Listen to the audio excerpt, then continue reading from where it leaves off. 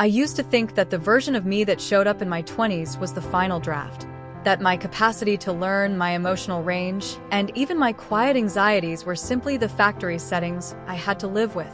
It's a heavy way to live, carrying the quiet suspicion that you've somehow missed the window to become the person you actually wanted to be. But lately, I've been looking at this differently. What if our minds aren't stone? What if we've just been judging our capacity to grow based on the size of the pot we were planted in? Decades ago, psychologist Carol Dweck shifted how we look at potential by mapping out the difference between a fixed mindset and a growth mindset. We often talk about these mindsets as if they're software we simply choose to download. But we forget that software requires an environment to run. Our early environments, the stimuli we absorbed, the subtle cues from teachers, and the survival mechanisms we built to stay safe, largely dictated which mindset we adopted.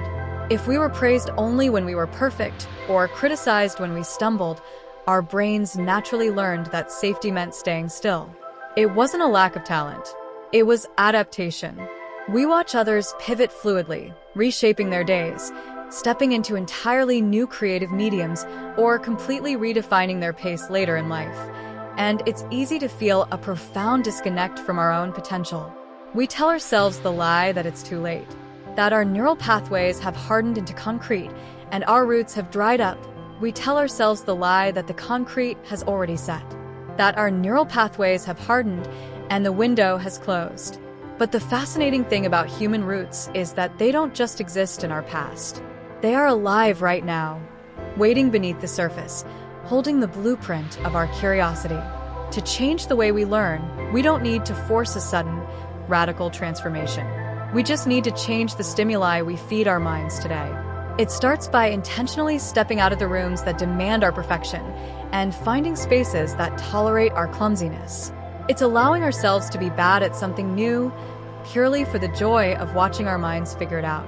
When we reconnect with that raw, unfiltered curiosity, we aren't just learning a skill. We are retroactively giving that younger version of ourselves the greenhouse they deserved from the start. It is never too late to be the person you wanted to be, because the capacity to grow was never lost. It was just waiting for better weather.